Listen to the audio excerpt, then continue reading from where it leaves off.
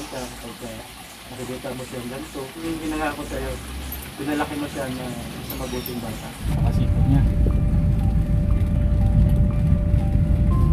Lang siya.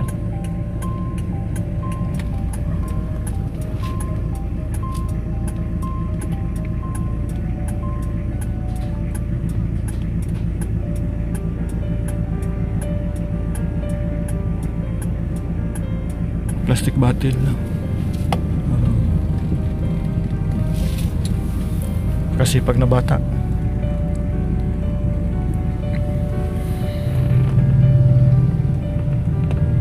kalat nga naman ang mga plastic bottle sa kalsada, tinatapon lang.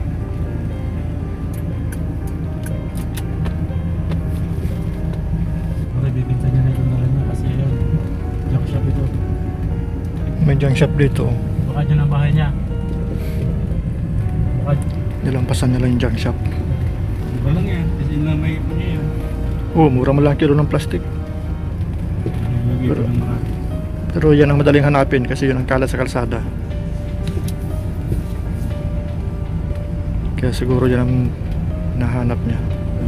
Yan, junk shop din ito.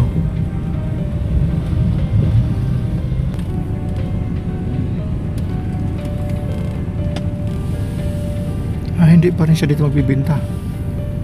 O baka naman iniipon niya pa talaga.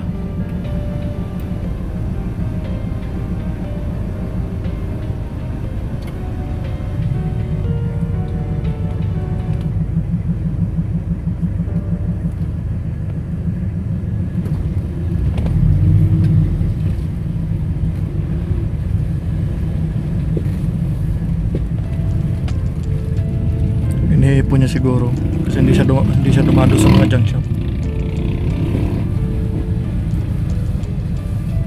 kaya kung sarili natin. Ay, dito, bibinta. baka dito. Yung plastic. Ito nga naman mga plastikan, no? Baka dito niya dadalhin. Ah, dyan nga siya magbibinta. Sayang. Dito nga siya nagbinta.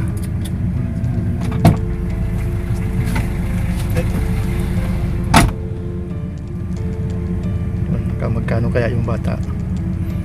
Yun, uwi na siya. Masaya na yung mukha niya. Ano kaya binibili ng bata? Sinamanasan ni Wildlife Joe. Alamin kung saan ang bahay. Biskuit yung binili nung malayo pa yata yung bahay ng bata. Ayaw niya kasi sumakay. Takot yata siya sumakay. Yun, dito na yata ang bahay niya.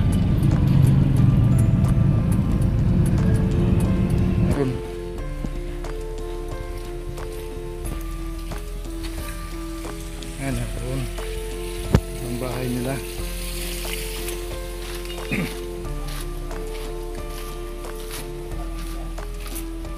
Yun, parang may nagguho dyan sa taas nila.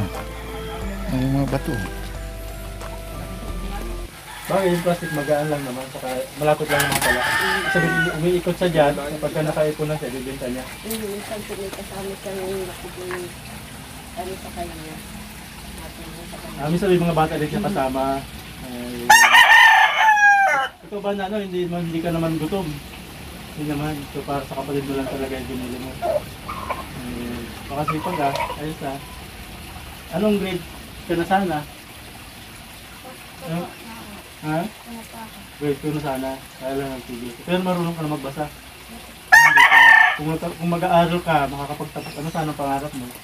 Maging ano? Sandalo. Maging lalo. Yung nakita ko sa kanya ito, yung kahanga-hanga niya, yung sipag niya. Tapos, minsan kasi may mga batang ganun din, pero minsan para lang sa kanila. Kanina pa namin sa tinisnan, pero nung ibenta niya, para pala sa kapatid niya yun. So, ganun po lang. May panahon balit sa kanya na parang yung minsan kulang sa pagkain, kaya siya kaya nangangalakal po. Tapos para lang doon sa buso niya kapatid. Hindi lang dati sa kapatid. Ano pong trabaho niya? Ang wawalis-walis po. Ito pong mga napansin natin yung mga bakal-bakal dito. Pambinta rin po ito. Siya po. Pambinta rin. Ito. So yan ang medyo mahal-mahal. Ano? Opo, Kaya lang, saka yung mga bakal, minsan po, hindi rin ito kinukuha pag kulang sa timba. pagkulang sa ibang pararamihin pa. Tapos minsan, iniipon na po dito sa bahay. Tapos kanina din sa kay papa niya po, pandagdag para magbigat yun. Gusto man po niya magpasok, minsan, naaakit ng mga Barkada. kasama. Nasama man po siya, natakas sa iskulahan. Kaya bibira niya lang, tinatawag siya sa iskulahan. Nahatid man po namin, kaya lang talagang mga kasama niya. So may kasamahan siya na ganun din, namumulot din. Opo, So gusto nilang kumita. opo. Aalis sila sa school, mamumulot tapos. Ayun. Hati-hati sila kung magkano yung natintahan ng Hati-hati. mga ano. Pinahati-hati sila. Kahana-hana yung ginagawa mo. Ano. Pero sa akin naman, alam ni mama mo yung kinabukasan, gusto ka niya makapag-aral. Ang totoo, yung kasipagan mo, kahanga-hanga yun. Yung pagtulong mo sa pamilya mo, yung lagi mong pag-aalala sa kapatid mo, kahanga-hanga yun. Pero sana mag-aral ka pa. Kasi yun yung pinaka makakatulong sa iyo sa inaharap. Kasi kapag nakapag-aral pa, hindi lang pagkain yung kaya mong itulong sa kapatid mo. Hindi lang pagkain. Pag mag-aaral ka, makakaroon ka ng maayos sa trabaho, mas makakatulong ka sa kanila sa hinahanap. Kano natira sa'yo, na? Dos na. Ano lang kaya bilhin yan? Hindi na yan kaya bumili ng toyo suka, pang ulam. Mayroon pang nabibili yan. Ito no, gusto ko makatulong sa inyo kasi nakita ko yung kasipagan mo, pagmamahal mo sa kapatid mo. Meron kami ni sponsor, si Ma'am Lori at si Sir Bob, na gustong tumulong sa mga kagaya mo na magsisipag, mapagsakripisyo. Ito pagmahal, ano. Totoo yung kwento ni Nano. Kahit gutom siya, talaga pera siya, binibili niya ng lugaw o biscuit sa kanyang kapatid. Bihira yung batang kagaya gantong palang edad, pero gano'n na sila mag-isip. Gano'n na sila magmalasakit sa kanila pamilya. Pero matanong ko lang naman, bakit mahal na mahal mo yung kapatid mo? Bakit gano'n na lang yung pag-isikap mo sa sakripisyo mo, makabili lang ng pagkain sa kanila? Ha? Ay, naalagaan nyo. Gusto mo lang siya alagaan. Minsan sabi ng mama mo, minsan gatas pala binibili mo. Pag marami ka, siguro pag bakal bininta mo, nakakabili ka ng gatas. Gusto ko bigay sa'yo na ito, para at least katulong sa inyo, sana makatulong. Wala lang ito, alam mo yung gatong pera? Kano ito? Hindi mo pa alam magkano ito. Ito ay 1,000, Pag mayroon kang 100, 10,100, 1,000. Kaya hindi ito 100 ha. 1,000 ito. Katumbas ito 10,100. Bali 4,000 ito. Bibigyan mo ito ka mama mo. Siyempre, kung mga gusto ka rin bilhin, bibigyan mo mama mo pambili ka. Bibigyan ko ito sa'yo. Para makabili ka. 4,000 yan. Pero siyempre, bibigyan mo mama mo. Anong gusto mong bilhin sana? Gatos pa rin bilhin. Talaga nga ito. Nakakatuwa talaga ito mga kawal sila mo. Wala siyang ibang iniisip sa sarili, kundi lagi lang yung kapatid niya. Masaya ka ba? 4,000 yan natin. Sana makabili po ng lagi niyong sinasabi na. Bili mo po ng bata sa mga biscuits. Salamat po.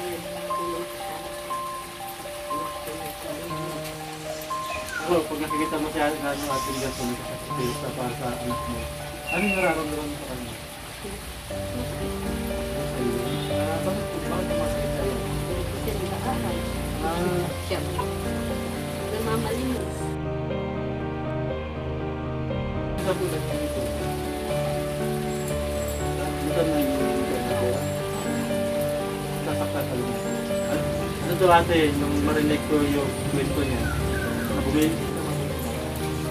hindi siya pang yung ibang bata, ganito lang, naliligarin niya lang, nabibita para makita.